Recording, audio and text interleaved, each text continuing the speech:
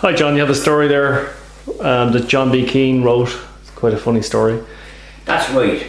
The famous writer John B. Keane from the Listowel, County Kerry, known as the Kingdom, and well known as the Kingdom. John B. I think only left Listowel once to work in England for a couple of years, and wasn't long scurrying back to that famous town where he ran a pub and was upstairs doing his writing and producing marvellous plays and books of a very humorous nature. This little item he penned, and I'll read it. I think I'll get the picture as I read it. At the time of writing, John B. Keane was 41 years of age and had to wait all that time to get a sting from a wasp. There I was one day last week reading Brendan Kennelly's, that was a lecturer in Trinity College, Brendan Kennelly's selected poems, when I felt a sensation on my left rear. I was sitting down at the time and thought that it was just a minor itch. Then suddenly there was a burning sensation, as if somebody had pressed a lighted cigarette against my bare behind. Although a long jump man in my heyday, I shot quite a few feet upwards and uttered, I am sorry to say, a profanity of great length and strength, which I will unburden to you should I meet you private somewhere, not for print. Then, at first I didn't know what it was, and like all husbands, blamed the wife for leaving a lighted cigarette around. Then I saw that it was a wasp. He was on the flat of his back at the corner of the chair where I had been sitting. He was thrashing about considerably, or else it was convulsive laughter. I disposed of him at once and went downstairs holding the seat of my pants, searching for sympathy and a drink. I presume a small whiskey, or maybe a large whiskey. Or maybe a pint of Guinness? No, I think John B., in a matter of this gravity, would have had to have something stronger than Stronger than the... okay. Because he was clutching his behind at severe pain. So I presume he could hold a whiskey, but I don't think he could hold a pint. He might need two hands for the pint. He might, yes. I called for the drink and explained what had happened. There wasn't much sympathy. Somebody suggested that I rub blue to it. Now, blue what, it doesn't say, but something blue.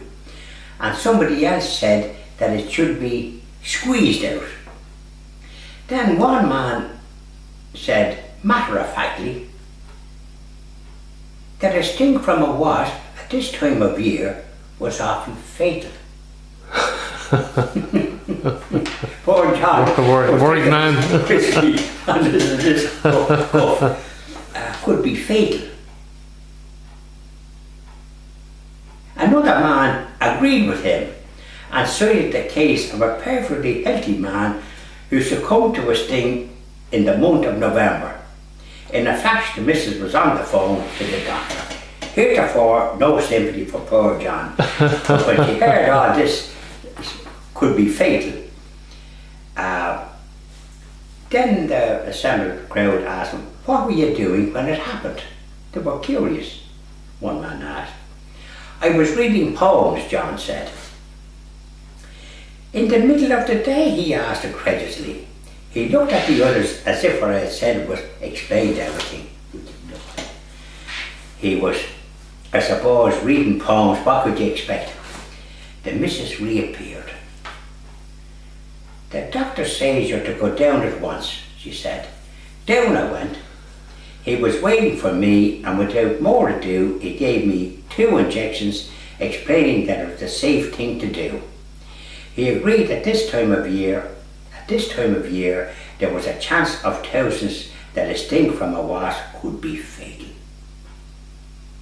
I could think there'd be more whiskey coming. Could be fatal. I am now recovered from the sting, but I hope my precautions will serve others to do the right thing if it happens to them. Only yesterday, a woman told me that a sting from a wasp was great for the hair. I agree with her, but I had a pain for 3 days. And funny enough, that reminds me of one time myself, when I was in a poetic mood, like that, overlooking the famous Lough Gill in County Sligo, where John B.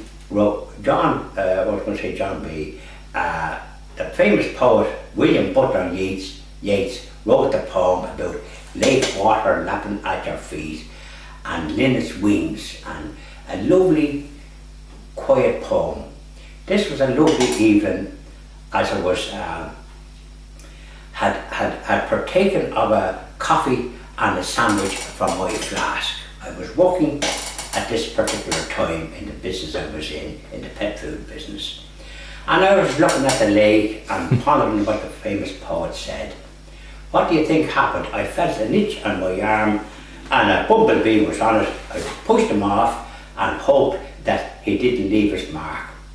I'd no sooner left that lovely spot, Lough Gill in County Sligo.